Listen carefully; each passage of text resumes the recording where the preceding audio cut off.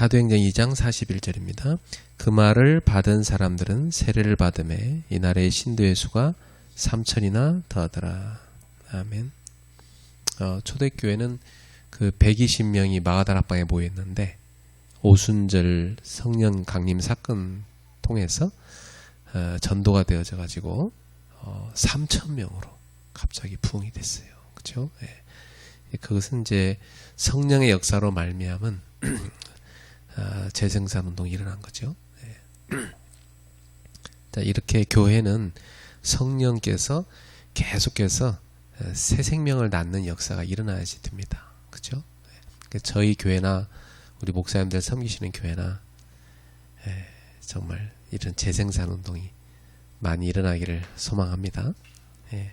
그래서 지난 주에는 숙제를 여러분한테 나는 묵상을 어떻게 할 건가 드렸고, 교회 안에 새 신자나 또 우리 후대들이나 또 다민족들을 어떻게 개인화시킬 건가, 그런 숙제를 드렸었어요. 네. 자, 이제 항상 숙제를 잘 안 하시기 때문에 오늘은 꼭 하셔야 돼요. 알았죠? 네. 그래서 우리가 메시지로 이제 우리 전도운동 하는 경우 보면 이 메시지로 사람들이 은혜를 많이 받아요. 예. 은혜를 받는다는 말은 보통 이제 마음에 감동을 받을 때 그런 표현을 하죠. 되게 마음에 와닿은 거죠. 예. 자, 그런데 이것이 자신의 삶과 현장으로 가져야 되거든요. 예. 그러니까 머리와 가슴으로만 머물면은 안 되죠. 이것도 필요하긴 하지만, 물론 머리와 가슴이 은혜를 받아야 돼요. 그죠? 그렇지만은 어디까지 가져야 되죠? 이것이 자신의 머리, 가슴뿐만 아니라 자기 손과 발, 그죠? 자기 삶으로 가져야 돼요. 그래야 그게 진정한 은혜죠. 근데 이제 오늘날 기독교가 보면은 약간 이렇게 무슨 종교적으로 간 집단들을 많이 보면 그냥 광적인 집회예요. 광적인 집회, 거기서 뭐 고함도 지르고 막 눈물도 빼고 막 신비한 체험도 하고, 그리고 자기 삶에 가서는 원래 살던 대로 살아요. 그리스도의 향기가 전혀 안 나요. 그리고 또 뭐 이제 그리워요. 막 직장 일하다가 빨리 또 그 집회 가야 되는데, 또 집회 가서 또 막 엄청나게 또 똑같은 그런 종교적 체험을 합니다. 그리고 삶에 와서는 똑같이 불신자처럼 살아요. 또 그러면 그걸 올바른 신자라고 말할 수 있어요? 그러니까 한국 교회가 그런 신자가 많아지니까 저 세상 사람들이 교회를 우습게 보는 거예요. 저 사람들이 교회 가서만 저렇게 모여서 자기들끼리 뭐 하지? 이 기독교인이 무슨 그 장관이 되고 기독교인이 무슨 중요한 지도자가 됐는데 그들이 사는 삶이 이 불신자들이 볼 때 자기들보다 더 못하거든.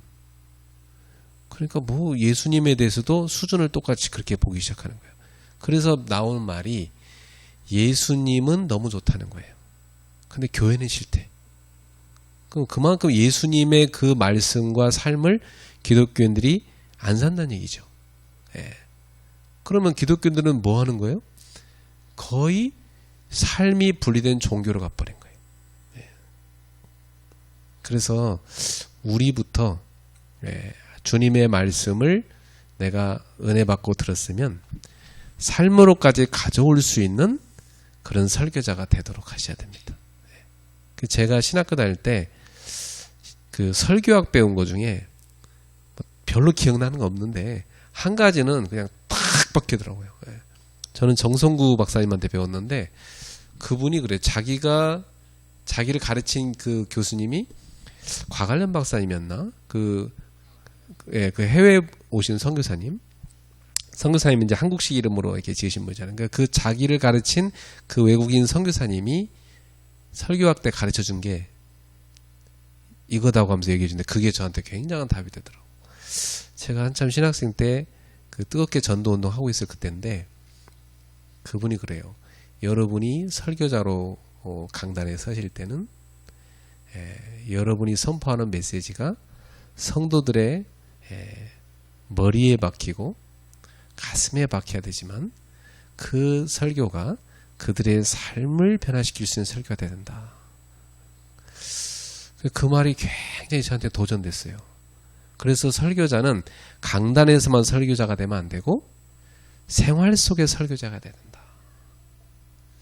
그래서 그게 목회자구나. 굉장히 저는 그때 은혜도 받고 도전도 됐어요. 그래서 제가 이 교회의 모습들을 이렇게 오늘날 보면은 교회의 많은 문제가 뭐냐면 이 교회와 삶이 분리돼 버린 거예요. 하나인데. 그러니까 예배가 교회에서는 예배가 돼요. 의식으로 하는 예배가. 근데 바울 사도가 얘기했던 이 로마서 12장 1절에 이 예배는 안 되는 거예요. 영적 예배니라. 그죠? 이게 뭐죠? 너희 몸으로 하나님께 산 제물을 드리라. 이게 뭐 산제사 아닙니까? 그 결국 레위기 전체는 두 가지잖아요. 의식으로 하는 예배에 대해서 의식 제사를 쫙 설명했어요. 레위기 뒤쪽에는 뭐예요? 삶으로 하는 제사를 설명해놨어요. 결국 레위기는 예배인데 제사를 말하는 건데 결국 레위기의 그 포인트를 바울이 로마서에서 짚어줬거든요. 오늘날 교회들이 이 의식 예배는 굉장히 발달되어 있어요. 얼마나 잘합니까? 근데 그들의 삶으로 와 있는 이 몸으로 하는 예배는 안 되고 있는 거예요. 그러면 사실은 우리는 예수님의 말씀만 좋은 거지 예수님이 살아가신 그 삶은 안 따라가고 있는 거예요. 자, 우리는 예수님 말씀만 좋습니다. 그거면 됩니다. 그리고 예수님처럼 안 살아가. 그거 예수 제자입니까? 그럼 학원 가서 선생님한테 공부만 디립다 배운 그런 제자지. 진정한 제자는 뭐예요? 그 선생님의 삶을 따라가는 제자인 거죠. 그래서 우리는 이 시대에 그냥 예수 믿는 신자들만 모인 그런 교회가 아니라 예수의 삶을 따라가는 이 제자도가 돼 있는 이 제자도를 갖춘 그런 삶으로 가야 돼. 그런 제자가 돼야 됩니다. 제자도를 실천하는 삶. 그 제자. 그래서 우리가 오늘날은 참 어려워요. 사실 그게. 왜냐하면 같이 살질 않으니까.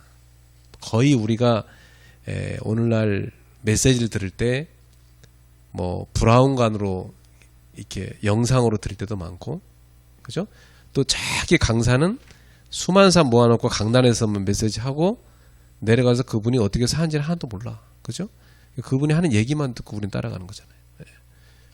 그러니까 그 제자도가 교회에서 많은 사람이 배우는 게 뭐냐면 목회를 그런 식으로 하는 경우가 되게 많은 거예요. 오늘날도 목사님들이 강단에 설 때 양복을 어떻게 입고 뭐 삼단 어떻게 설교를 해야 되고 막 교회 성장론에 의할 것 같은 막 설교의 내용이 뭐 어떻게 해야 되고 막 그러니까 그 목사가 그 강단에 내려와서 성도랑 같이 정말 삶을 같이 나눌 수 있는, 그래서 그 목사가 예수님의 제자로 살아가고 그 제자의 삶을 따라갈 수 있는 그런 제자가 나와야 되는데 오늘날은 말 잘하는 목사들만 많아지는 시대가 온 겁니다.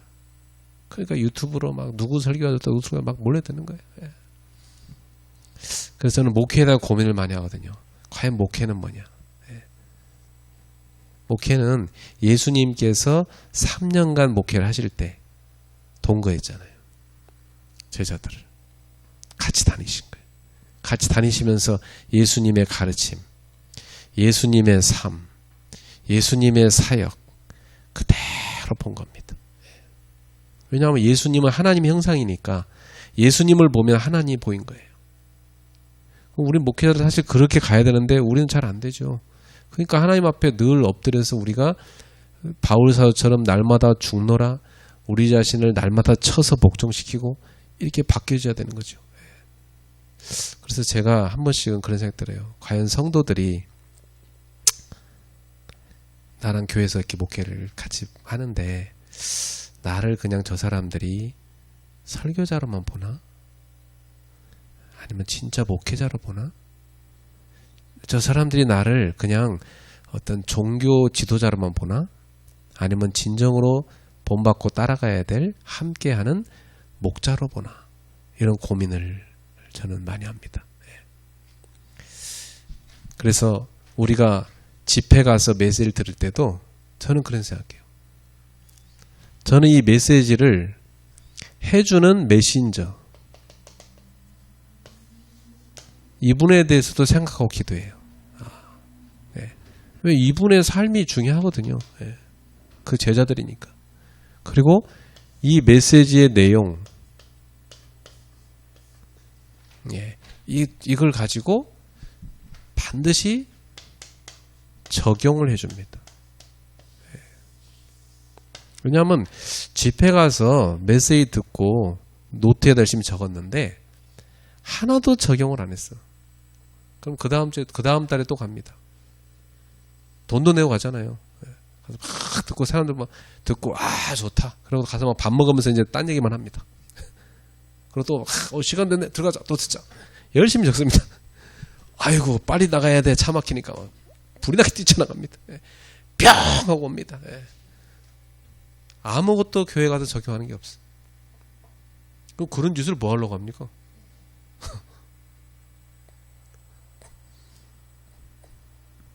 그러니까 우리가 교회에서도 성도들이 강단에서 메시지를 들었으면 그걸 적용할 수 있는 성도들이 되도록 해줘야 되거든요.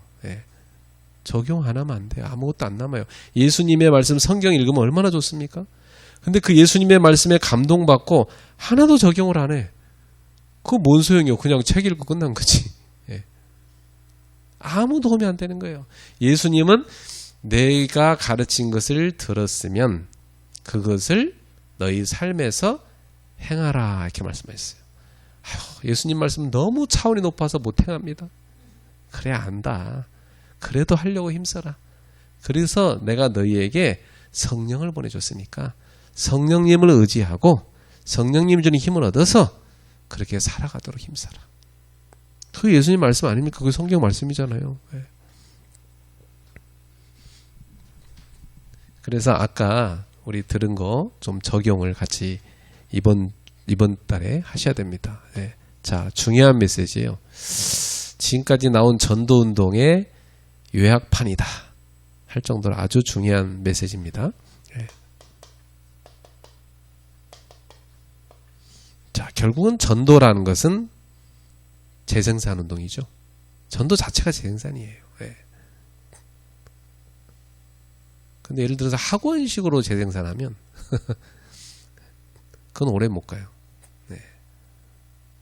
이 전도 재생산은요 사람이 하는 게 아니에요. 성령께서 하시는 거거든요. 교회를 성령이 낳으셨잖아요. 그죠? 그럼 교회에서 낳은 성도들이 바로 또 교회예요. 그럼 이 성도를 통해서 또 성도가 낳거든요. 그러니까 우리는 성도를 계속 낳는 교회가 돼야 되잖아요. 그러려면은 제일 먼저 나 개인이 누림의 300%를 갖고 있어야 되는 겁니다. 여기 300%란 말은 100% 뭐 이상의 어떤 뭐 그런 의미보다는 세 가지를 의미하는 게 세 가지. 세 가지를 확실하게 하라. 그 말이에요. 세 가지 뭘 확실하게 됩니까? 우리 자신이. 제일 먼저 우리는 내가 정말 그리스도와 함께하고 있잖아요. 그리스도가 우리 안에 계시잖아요. 그러면 정말 그분이 나와 함께 하시는 이 비밀을, 이 임마누엘의 비밀을 정말 누려야 되거든요. 우리가 솔직히 이게 안 누려지면 설교 못 하잖아요. 내가 힘들어 죽겠는데 무슨 설교를 합니까? 내가 임마누엘 누려져야지. 그죠? 예. 이게 안 누려지면요, 막 목소리만 커지고 막 사람들 들으면 짜증나고 그렇습니다. 그런 설교는 듣기 싫어요. 그렇죠? 누림에서 나오는 설교 어떻습니까? 잔잔하게 스며듭니다. 성도들 속에. 그죠? 그 굉장히 감동되고 변화됩니다. 이게 마음의 감동은 끝나지 않아요. 그 사람 당장 집에 가면요, 삶에 딱 변화 나타나버려요. 이렇게까지 역사하도록 해야 됩니다. 그러려면 우리는 목회자로서 내가 그리스도를 정말로 누리고 있나? 그분이 나와 함께하는 이 비밀을 내가 어느 정도 누리고 있나? 이걸 잘 생각해 보셔야 됩니다. 그러면 내가 어떻게 누릴까? 저는 이렇게 찾았어요. 여러 누리는 방법이 있지만 저는 묵상으로 누려야 되겠다. 이렇게 찾았습니다. 묵상하면은 뭐죠? 지난주에도 말씀드렸습니다만은 기독교의 묵상은요, 말씀으로 하는 거예요. 그게 기독교에서 말하는 묵상이에요. 말씀을 전혀 보지 않고 만약에 명상만 한다, 그건 세상 거예요. 그죠? 말씀을 가지고 묵상. 원래 세상 명상이란 말이 메디테이션인데 그 메디테이션이 원래 성경에서 간 말이에요. 원래 성경 거였어요. 근데 기독교인들이 그거 잘 안 하니까 세상 사람들이 성경 말씀만 빼고 다 해버리잖아요. 성경 말씀 빼고 가서 명상하는 거예요, 그 사람들이. 그러니까 귀신 들리고 그런 거죠. 근데 우리는 이 소중한 말씀을 가지고 묵상해야 돼요. 그 말씀을 내 것으로 만드는 비밀인데, 그죠? 이 말씀이 내 속에 들어와서 내게 녹아져서 나를 변화시킬 수 있어야 돼요. 그럼 어떻게 하면 좋겠습니까? 이게 지난주에 드린 숙제였어요. 나는 이 말씀을 어떻게 묵상할 건가?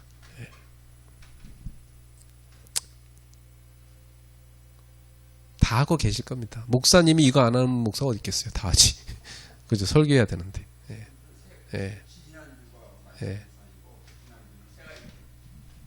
세 가지들, 그것도 같이 했었어요. 두 가지 들었어요, 두 가지. 앞에는 이거, 뒤에는 세 가지들. 다 하죠. 근데 만약 우리가 설교를 위해서 묵상을 한다. 설교를 해야 되니까 묵상을 한다. 그건 아니잖아요. 그죠? 우리 설교와 상관없이 내가 주님을 사랑하기 때문에 내가 주님의 제자로서 주님을 사랑해서 그 말씀으로 살려고 묵상해야 되잖아요. 그래서 저는 저와의 약속을 하나 게 있어요. 반드시 밤이든 아침이든 묵상을 하자. 집에 가서 내가 하는 일은 뭐냐면 묵상하는 거예요. 옛날엔 집에 가서 뭐 뉴스도 많이 보고 뭐 이렇게 많이 했었거든요. 근데 그거 하니까 피곤하기만 하고 뉴스 봐봤자 맨날 똑같은 얘기인데 뉴스 보면요 너무 피곤해. 굿뉴스를 봐야지. 굿뉴스 보고. 그래서 집에 가서 밤이든 아침이든 제가 하는 건 뭐냐면 저는 이렇게 해요. 저는 녹취로 해요. 저는 이게 제일 저랑 맞더라고요. 녹취를 쭉 하면 정리가 되는 거예요. 그리고 이걸 녹취를 한 다음에 기도를 쓰는 거예요. 기도를 쭉 쓰니까 집중됩니다. 각각 자기만의 방법을 찾으시면 됩니다. 지금 제가 하는 거니까. 그리고 요 녹취를 하고 나면은 요즘엔 참 좋아요. AI가 저는 이 녹취를 해놓고 카톡에다 딱 집어넣으면 카톡 AI가 다 읽어줘요. 그래서 제가 이제 녹취를 해놓고 뭐 가서 이제 뭐 양치도 해야 되고 그죠? 또 뭐 짐도 쌀 때도 있고 이렇게 뭔가를 할 때 귀는 어차피 좀 아깝잖아요. 그냥 한다는 게. 그래서 이 시간에라도 내가 다시 말씀 좀 각인하고 싶다. 그래서 각인하는 방법은 녹취해 놓은 것을 AI한테 시켜서 틀어서 읽어주게 해요. 휴대폰 딱 틀어놓고. 그럼 들으면서 녹취해 놓은 걸 쭉 들어요. 들으면 다시 읽어주니까 말씀이 다시 정리돼. 그러니까 사실 우리가 설교했어도요. 여러 번 녹취해야 그게 결국 진짜 우리한테 붙잡혀지고 우리 삶에 적용되지. 설교 한 사람도요. 다시 안 보면 다 까먹어요. 듣는 성도 마찬가지고. 하나님이 우리 교회 강단에 성취시키려고 주신 말씀이 맞습니까? 강단에? 그럼 목사인 우리 자신이 그 말씀에 생을 걸고 계속 녹지도 하고 응답받아야죠. 그러면 성도들도 그렇게 하라고 시킬 수가 있고. 그래서 저는 이렇게 해서 말씀을 계속 각인하는 겁니다. 각인 안 하면 다 까먹잖아요. 각인이 돼야 안 까먹어. 그죠? 내 속에 각인이 탁 박혀버려 안 까먹어요. 저는 주일날 메시지 3개 하거든요. 그거 녹취해요, 저는.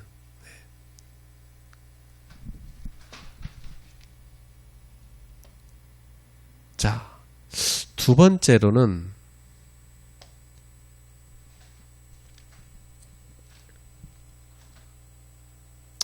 그럼 분명히 응답받습니다. 응답이 뭐죠? 응답이 성령 충만입니다. 그럼 우리가 묵상을 했다. 언제까지 하는 거죠? 성령 충만 받을 때까지 하는 거죠. 깊이 성령 충만 받을 때까지. 저는 옛날에는 메시지를 귀에 꽂고 듣는 묵상을 많이 했거든요. 근데 지금은 그렇게 해서 한두 개씩 담지만은 직접 녹취를 해야 더 확실히 각인되더라고요. 지금 그렇게 하고 있어요.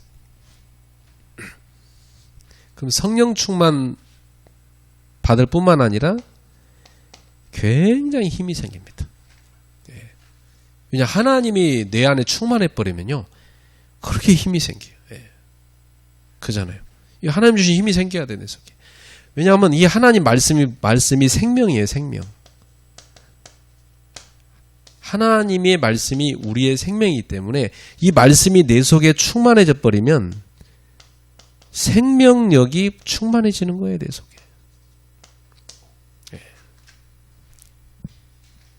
그러니까 이 생명력이 충만해지니까 어떻게 되냐면 하나님이요 문을 열어주시는 거예요. 무슨 문이냐면 살리는 문이에요. 그러니까 내 속에 나를 살리는 말씀이 충만했다. 하나님 주신 힘이 넘쳐났다. 그럼 나를 만나는 사람 살아나는 거예요. 그죠? 내가 그 사람한테 뭔 얘기하겠어요? 별 얘기 안 해도 살아나요. 그냥 같이 앉아있기만 해도 살아나요. 분위기가 그렇거든. 그죠? 왜 사람이요 씩씩거리고 막 화 잔뜩 난 사람 옆에 앉아있어 보세요. 그 홧김이 전달되는 그 기운이 와요. 분노 가득한 사람 옆에서 왠지 무섭잖아요. 얼굴만 봐도 흉상 맞고. 그래요? 빨리 피하고 싶지. 근데 성령이 충만해서 내가 하나님의 생명이 가득하다. 옆에 앉은 사람이 평안을 느껴요. 같이 있기만 해도. 그러면 분명히 우리가 갈 길이 보입니다. 그죠? 어디로 가야 될 건가? 이 길이 보여야 가지. 하나님 어떻게. 아니 목회를 하는데 내가 2025년도는 어느 길로 가야 되냐? 하나님이 길을 보여줘야 성도들을 우리가 쫙 이끌지. 목사 자신이 뭐 어디로 가야 될지 모르겠고 있으면 성도를 어디로 인도합니까? 우리가 먼저 길이 보여야죠. 딱 보고 하나님이 우리 교회가 일로 가기 원하시는구나. 내가 일로 가야 되겠구나. 길이 보이는 거예요.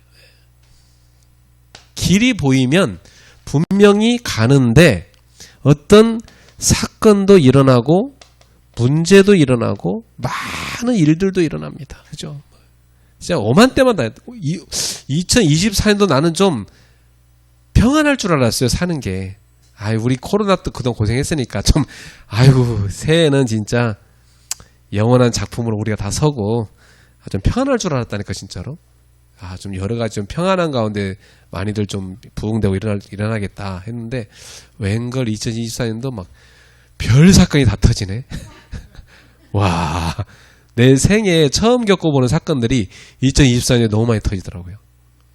와, 곳곳에서 제일 많이 터진 사건이 뭐냐면 분리의 영의 역사. 곳곳에서 막 난리가 나. 야, 여러분 다 천국과 만날 텐데 이 땅에서만 우리가 우리 교단, 니네 교단, 우리 조직, 니네 조직 이러지. 천국 가면 다 만나는 거예요. 우리만 구원받아요? 타 교단은 구원 없어요? 같이 다 구원받는 하나님 자녀 아니에요. 우리는 그런 주 안에서 한 몸이라는 의식을 가져야 되거든요. 근데 손이 그래요. 너 발 못생겼으니까 잘라. 그럼 됩니까? 같이 죽는 거지. 자기랑 다르게 생겼어도 발도 내 몸이에요. 그러니까 한 몸이에요. 우리 교회는 감리교든 장로교든 우리 단체는 다른 단체는 다 한 몸이라니까. 근데 너무 한국 사람들은 이게 한국 사람의 기질인 것 같아. 저런 미국이나 이런 데 있던 그런 교단 이런 데도요. 한국 들어오면 수십 개로 갈라져 버려. 한국 민족적 특성인지 모르겠어. 그렇게 싸워. 지금도 뭐 나라는 국민은 생각 안 해. 죽기 살기로 싸워. 막 우파 막 좌파였고 막 죽기 살기로 싸우는 거예요. 물론 정치는 싸워서 그리고 서로 경쟁해서 서로 견제해가지고 바른 길로 가게 해야 되는 게 민주주의는 맞아요. 근데 본질을 놓치면 안 돼요. 아무리 우리 조직의 이익이 있더라도 이 백성을 상하게 하면 안 되거든. 나라의 민생을 해치면 안 되거든요. 근데 넘어서 버렸어. 사람들이 제정신이 아니야. 지금 휴전 중인데 휴전. 북한은 지금 무기 막 계속 만들고 있는데 휴전 중인데 미쳤다니까 사람들이.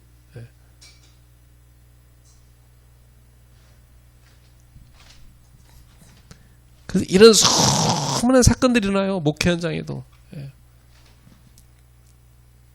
목회 현장 이런 사건이 일어날 때 우리는 어떻게 해야 됩니까? 이런 사건이 일어날 때마다 터닝 포인트, 전환점입니다.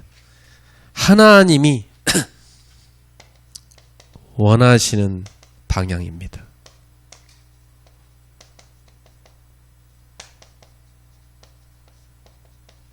하나님이 원하시는 방향으로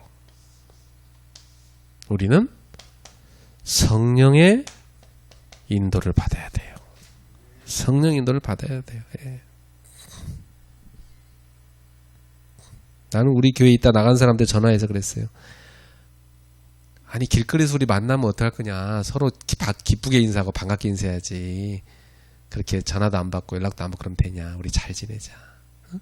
난 당신 너무 사랑한다. 우리 다 주 안에서 한 식구인데 그레이스 교회 안 나온다고 뭐 천국 안 가는 거 아니지 않냐. 다른 교회 다 천국 있고 잘 다녀라. 거기 가서 신앙생활 잘 하시고 우리 길에서 만나면 우리 반갑게 인사하자. 밥도 한 번씩 먹자. 편하게. 우리 다 주 안에서 한 가족인데. 너무 뭐 우리 조직에서 나갔다고 그렇게 막 욕하고 그러지 마세요. 뭐 지옥 간 건 아니잖아. 다 주 안에서 한 가족인데.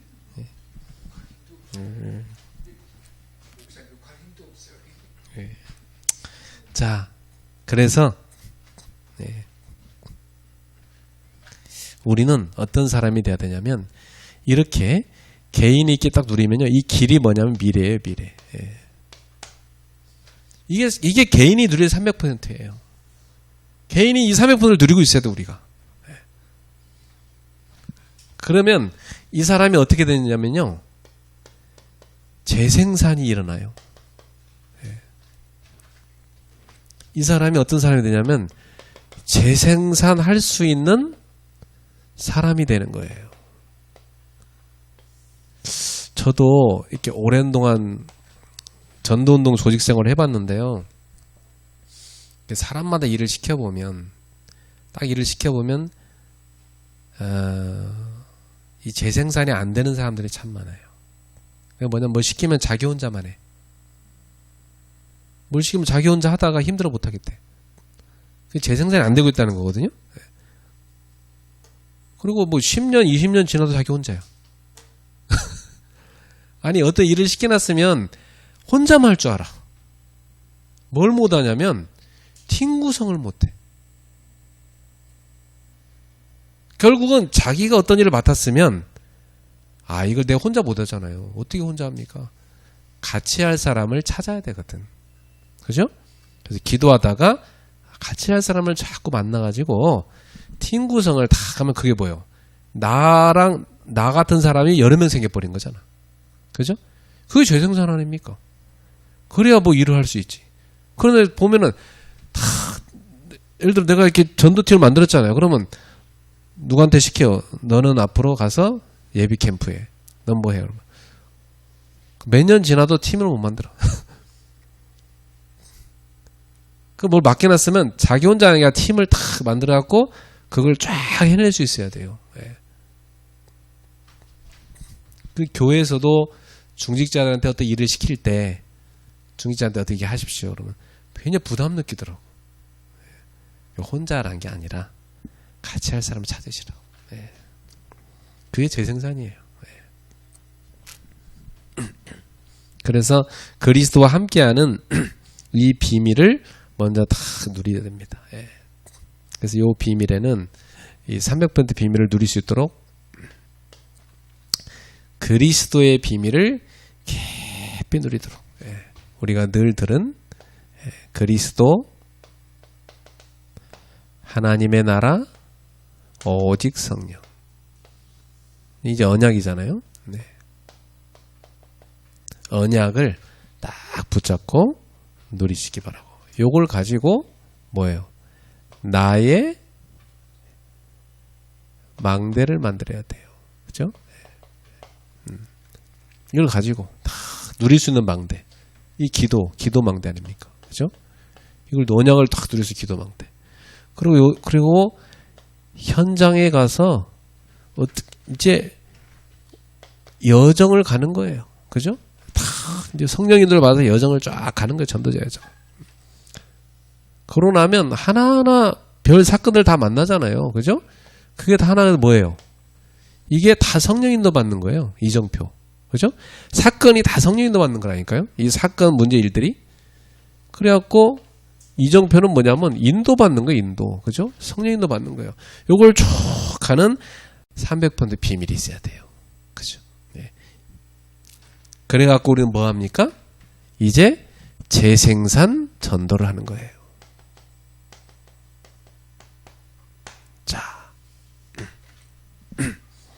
재생산 전도는 가장 중요한 게 뭐냐면 세 가지 집중이에요. 이 세 가지 집중 상태가 뭐냐면 완전히 하나님의 인도를 받기 위해서 다른 거 다 내려놓고 우선순위를 확실하게 정한 거예요. 솔직히 전도운동 하려면요. 우선순위 결정 안 나면 전도 못 합니다. 뭐 좀 하려고 하면 저거 해야 돼요. 뭐 좀 하려고 이거 해야 돼요. 김장하러 가야 돼요. 뭐 하러 가야 돼요. 언제 합니까? 아무것도 못해. 예. 와, 사람들 한번 이렇게 교회에서 모여서 회의하는 것도요. 야, 잡기 힘들다만. 오만 때만 하는 게 다 많잖아, 사람마다 다. 그죠? 그러니까 우리가 전도를 집중해서 살겠다. 요런 게 딱 결론 난 사람들이 모임이 만들어져야 돼요. 그죠? 그리고 우리 자신이 나는 전도를 먼저 우선을 살겠다. 딱 결론 나버려야 돼요. 그러면 나머지는 다 못하잖아요. 전도 중심으로 내 삶을 딱 제한해버려야 돼요. 그래야 전도운동하지. 저는 친구들 거의 못 만나요. 만나러 갈 시간도 없어요. 동창회 못 가요. 갈 시간이 어디 있어요. 지금 내가 벌려는 전도하는 일이 너무 많은데 어떻게 갑니까? 밥 먹으러 어디 가자? 밥 먹으러도 못 가요. 그냥 도시락 들고 다니면서 제가 그냥 알아서 먹지. 전 도시락 싸갖고 다녀요, 요즘에. 누가 싸주냐? 딴 분이 그래. 아유, 사모님은 그렇게 열심히 해줘. 사모님 안 해줘요. 제가 혼자 싸지.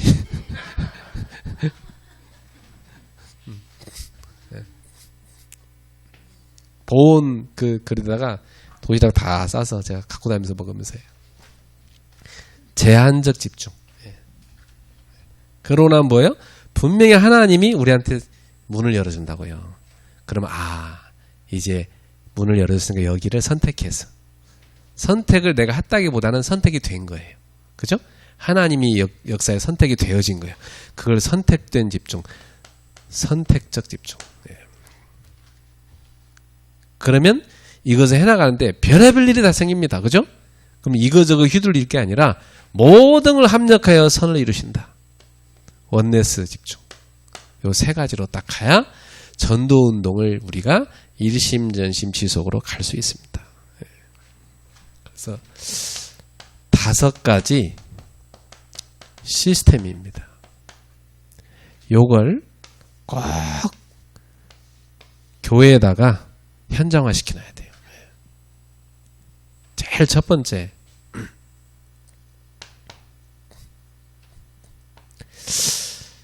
하나님이 전도를 위해서 주시는 현장이 있어요. 분명히 있다고요. 저도 내가 가야 되는 현장이 어딘지 알고 있어요. 여기로 가야 돼요. 전도가 계속 되어지면서 오라는 사인하는 현장이 있단 말이에요. 그죠? 여기에 가서 거기에서 전도 운동을 펼치는 걸 뭐라고 하냐면 다락방이라고 그래요.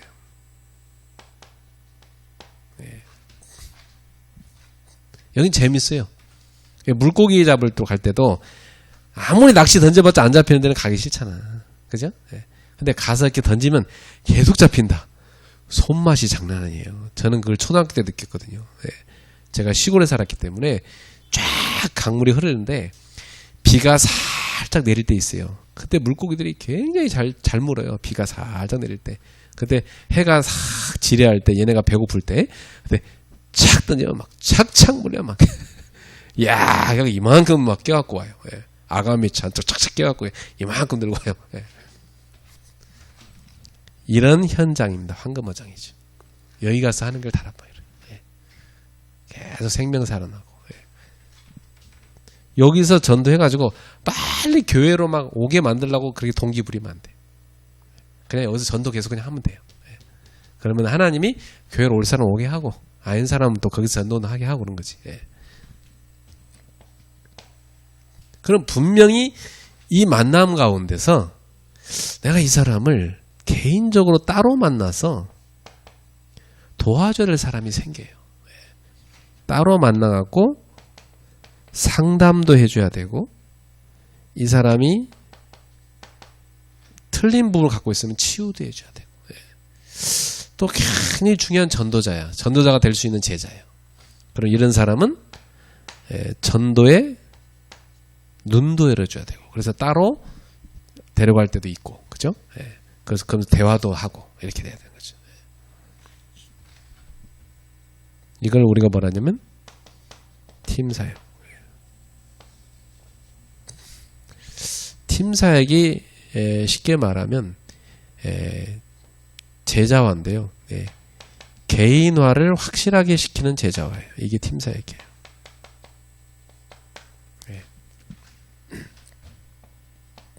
그러고 나서 우리 집에 가서 뭘 하냐면, 집에 가서 제자를 키우는 삶을 해야 돼요.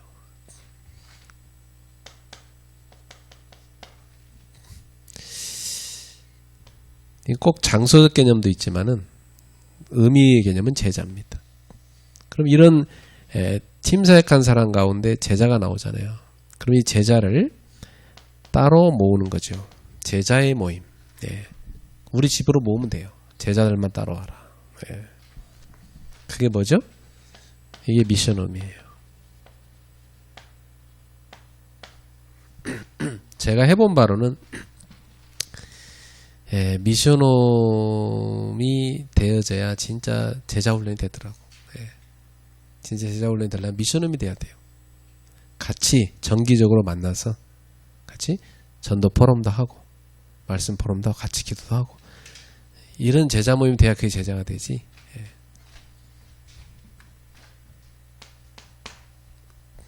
그러면 사실은 요건 삶을 나누는 거기 때문에, 이 제자 모임은 내가 전도자의 삶을 안 살면 제자가 안 나와요. 그렇죠? 내가 전도자의 삶을 살 때 제자가 나오는 거지.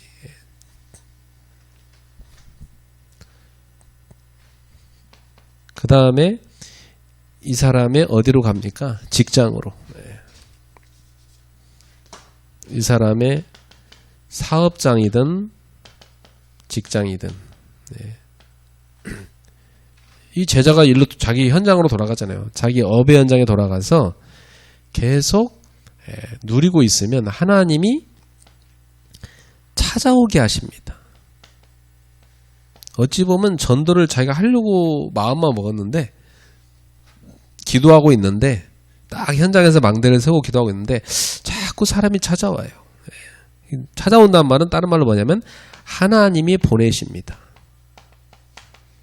왜? 답이 있으니까. 답이 있는 사람이니까 그 사람한테 계속 보내신단 말이에요. 우리 성도들이 이런 제자가 되도록 우리 같이 기도해야 되겠습니다. 그래서 정말 저게 되는 사람은요, 요 300%가 누려진 사람은 됩니다. 이게 되는 사람. 근데 뭐 묵상도 하지도 않고 맨날 뭐 시달리고 뭐 뭘 어떻게 살지도 모르겠고 이런 사람은 어떻게 전도가 되겠어요? 누굴 답을 주겠어요? 안 그래요?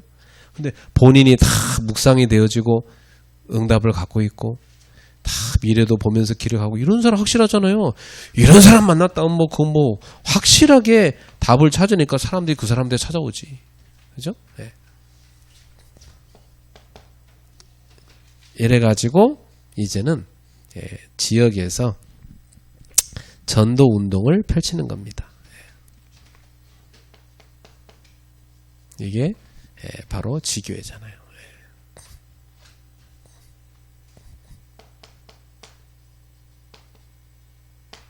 지역 전체를 놓고 하는 전도 운동. 이게 지교회죠. 요 5가지 시스템을 목사님들이 이번 주에 가셔서 기도하고 고민하시고 우리 교회에 이걸 어떻게 적용할까 잘 한번 찾아보시고 인도 받으시고 그 다음에 다음 주에 오셔서 숙제 발표하시기 바랍니다. 숙제에서 계속 안 해오면 이제 이 모임 없앨 거예요. 숙제 하지도 않는데 뭐 하려고 해요. 비디오는 따로 집에서 보면 되지. 그래서 우리가 이거 할 때 아까 시간표 얘기 나왔는데 시간표를 잘 참고를 좀 하셔야 됩니다. 자, 한계가 뭐냐면 무너지는 시간표가 아니라 넘어설 시간표죠. 자, 우리는 한계가 올 때 무너지지 말고 넘어서야 됩니다.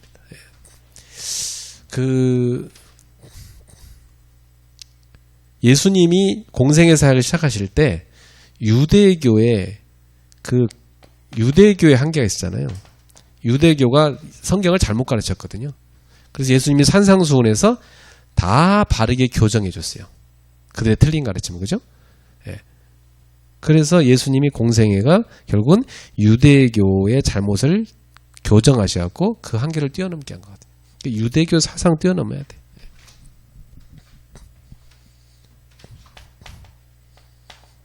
여러분 중세 종교화돼 버렸잖아요. 기독교가. 그렇죠?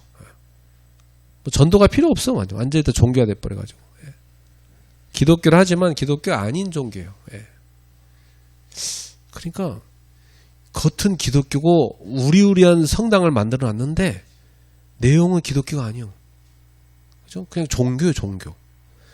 이거 뛰어넘어야 됩니다. 그죠?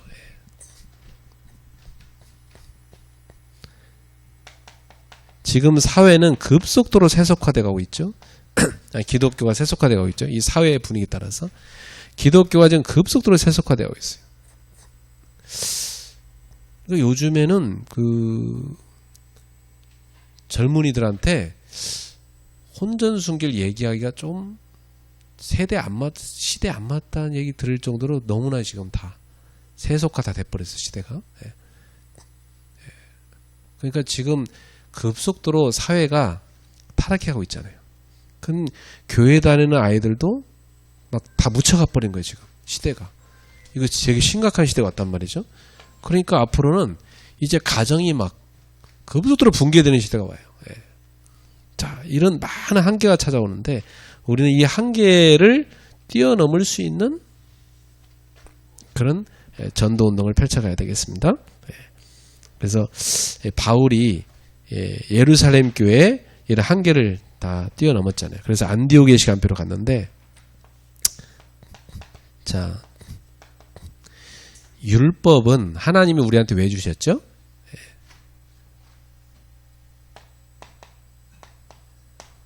복음 깨달으라고 준 거죠. 그죠? 예. 그럼 복음을 하나님 주실 때 율법은 폐기해버려야 됩니까?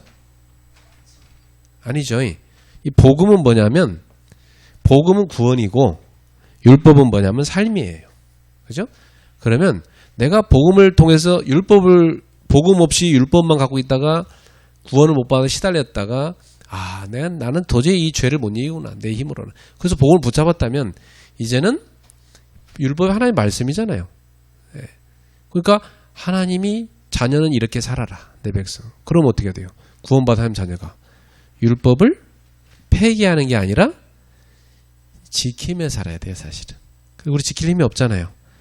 그러니까 성령님을 우리에게 보내셔서 보혜사로 통해서 우리를 도우셔서 우리가 율법을 지키며 살도록 이끌어 주신 거예요. 그래서 예수님이 산상수훈에서 하신 얘기가 다 율법이에요. 예, 기독교회는 이렇게 살아라. 천국 백성이 이렇게 살아라. 그 산상수훈 얘기거든요. 예. 그럼 우리는 그렇게 잘 안 돼도 그렇게 살려고 힘쓰는 게 기독교의 삶이 돼야 돼요. 예. 그래서 우리는 어떤 한계를 떼어놓으면 되냐면 이 복음과